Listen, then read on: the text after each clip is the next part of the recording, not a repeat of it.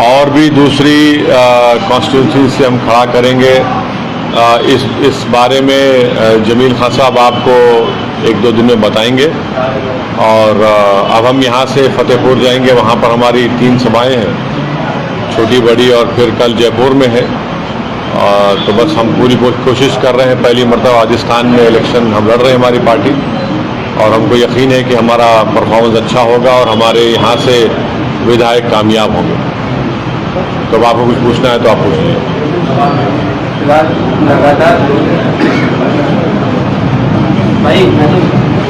लगातार आप दौरे जारी हैं, ऐसे में उम्मीद कितनी सीटों की जा रही है, उसका कैंडिडेट उतारेंगे, कितनी जीत सकते हैं? अभी तक तो जैसा मैंने आपसे कहा कि 3 विधानसभा पर हमारे कैंडिडेट्स का अनाउंसमेंट हो चुका है। आने वाले दिनों में और कितनी जगह पर कितने असेंबली कॉन्स्टिट्यूंसीज में हम लोग इलेक्शन लड़ेंगे, इसके बारे में हमारे प्रदेश के अध्यक्ष जनाब जमील खान साहब आपको 1-2-3 दिन में बता देंगे। आपको कांग्रेस का बेसब्री से इंतजार था? नहीं, मेरे को नहीं था।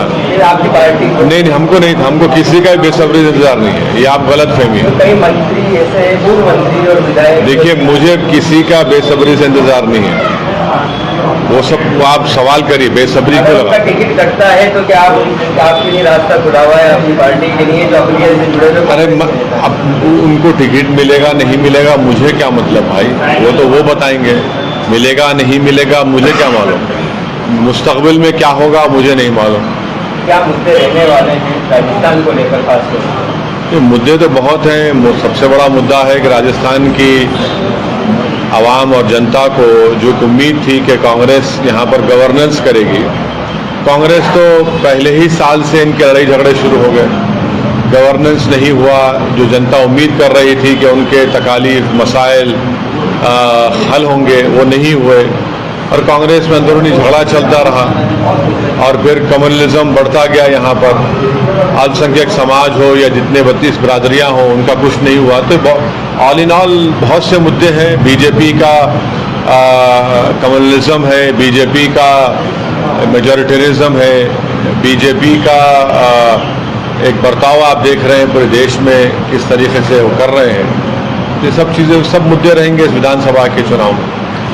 वैसे साहब, जिस तरीके से आपकी टीम काम कर रही है, ग्राउंड पर कहीं नजर नहीं आती है राजस्थान के, किस तरीके से चुनाव लड़ेंगे, इन मुद्दों पर चुनाव लड़ेंगे कि एक आपकी टीम किसी मुद्दे को उठाने के लायक नजर नहीं आती है? जैसे इकबाल का मुद्दा हो, प्रोटेस्ट के टाइम पे कोई भी ऐसा शख्स नजर नहीं आया जो AIM को लेकर के जो प्रोटेस्ट किया हो, या इसके अलावा कोई और मुद्दे बहुत सारे राजस्थान के अंदर हुए हैं। तो आपकी जो टीम है यहाँ पर राजस्थान की, वो इतनी कमज़ोर नज़र आ रही है कि एक बार भी रोड पे आकर के ढंग से प्रोटेस्ट नहीं कर पाई है और 100-200 लोगों को इकट्ठा नहीं कर पाई है। जैसे कि रामलीला मैदान में आपकी जो फेलियर सभा थी, उसको लेकर के अगर देखा जाए तो 200 आदमी भी अगर खड़े होकर के करना चाहें तो वो नहीं कर सकते। तो क्या ऐसी टीम के साथ चुनाव? नहीं, देखिए, सभा में कितने लोग आते नहीं आते, इसका ये नतीजा नहीं निकाल सकते आप कि इलेक्शन कैसा लड़ेगा, क्योंकि जितने मेरी सभाओं में लोग आते हैं, इलेक्शन नतीजा अलग ही निकलता है। तो मेरा ये बात को नहीं मानना है। दूसरा है कि इकबाल के जो हत्या की गई है, मॉब लिंचिंग की गई है, उस सिलसिले में जमील साहब खुद जाकर कई लोगों से मुलाकात किए और अपना जो नुमाइंदगी रिप्रेजेंटेशन करना किए। अब प्रोटेस्ट करना तो काम किसका है भाई? सरकार यहाँ पर कांग्रेस की है, और कांग्रेस की सरकार खुद इन हत्याओं को रोकने में नाकाम साबित हो रही है। तो अगर हम प्रोटेस्ट करते और अगर कहीं पर कुछ लॉ एंड ऑर्डर का प्रॉब्लम हो जाता, तो फिर एक नतीजा निकालते कि आपने इसको अपने रोटी सेकने का मसला बनाया। तो ऐसा कोई बात नहीं है। प्रोटेस्ट होगा, माजी में भी हुआ है। जुनैद नसीर की जब हत्या हुई थी, आपको याद दिला रहा हूँ मैं, सबसे पहले कौन गए वहाँ पर? कोई कांग्रेस की नेता तो नहीं गई, वहाँ के कामा के जो मोहतरमा विधायक है वो नहीं गई। मैं गया वहाँ पर जमील साहब के साथ, जावेद के साथ, इमरान साहब के साथ। तो ऐसी कोई बात नहीं है। हम लोग मेहनत कर रहे हैं। मुझे यकीन है कि हमारी टीम और अच्छा मेहनत करेगी। जाहिर है पहली मरतबा लड़ रहे हैं इलेक्शन, तो थोड़ा बहुत 19-20 का फ़र्क होगा, उसको पूरा कर लें। काफ़ी कुछ कम्युनिकेशन गैप भी आपकी टीम के अंदर नजर आता है, चाहे वो मीडिया को लेकर के हो, चाहे आपकी बातों को लेकर के हो। अब मीडिया प्रॉपरली नहीं मिल पाती है। मीडिया उनके जवाब दिए मीडिया को लेकर जमील साहब को फोन किया जाता है, जमील साहब फोन नहीं उठाते हैं और कोई रिस्पॉन्स नहीं होता है। जावेद साहब को फोन करके पूछा जाता है, उन्हें ये कहते हैं कि साहब मुझे जयपुर के प्रोग्राम के बारे में। मोदी सरकार चीन के बारे में भारत के आवाम को नहीं बताना चाहती है। वो पेंटागन की रिपोर्ट में आ रहा है कि कैसे चीन जून 2020 में जो हमला हुआ था, जिसमें हमारे 20 सिपाही कर्नल की मौत हो गई थी, उसके बाद चीन ने कैसे वहाँ पर अपने कब्जे को बरकरार रखा, कैसा चीन वहाँ पर पोंगसोंग सू लेक के पास एक ब्रिज बना रहा है, डोकलाम के पास चीन क्या कर रहा है।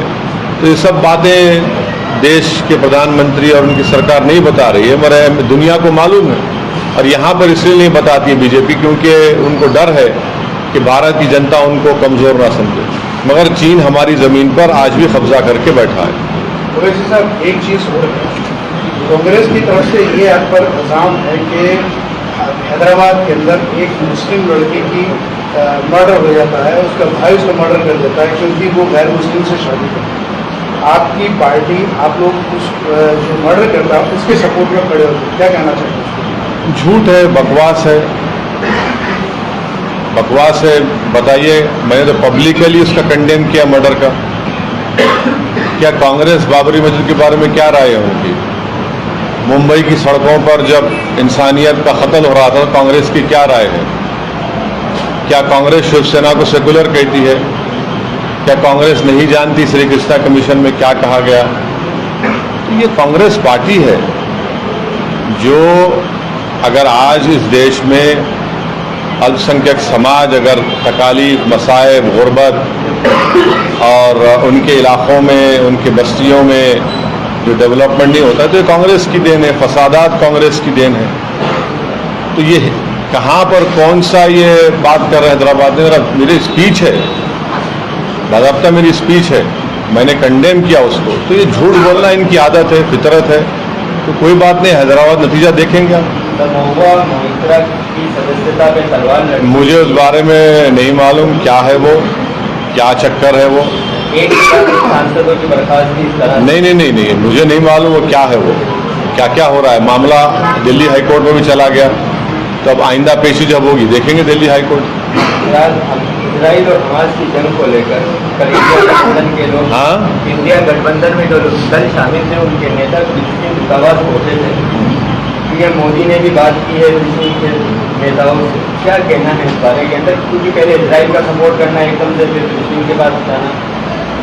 हम तो हमारे देशवासियों से बताना चाहेंगे कि महात्मा गांधी ने ये कहा था कि फ़लस्तीन अरबों की ज़मीन है, जिस तरह अंग्रेज़ों की ज़मीन इंग्लैंड है, जिस तरह फ्रांस के लोगों की ज़मीन, फ्रेंच लोगों की ज़मीन फ्रांस है, ये गांधी ने कहा था। तो अब इसको इनको सामने रखकर अपनी बात को रखनी चाहिए। और हमेशा से हमने फ़लस्तीनियों की तायीद की और हमेशा हमने इस बात को माना कि फ़लस्तीनियों का उनका एक इंडिपेंडेंट आज़ाद मुल्क होना चाहिए।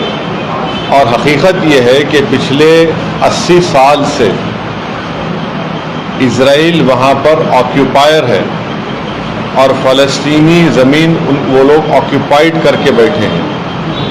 और इंटरनेशनल लॉज, यूनाइटेड नेशन के कई रेजोल्यूशन है जो ये कहते हैं कि जो ऑक्यूपायर है वो फ़ौज का इस्तेमाल नहीं कर सकता है।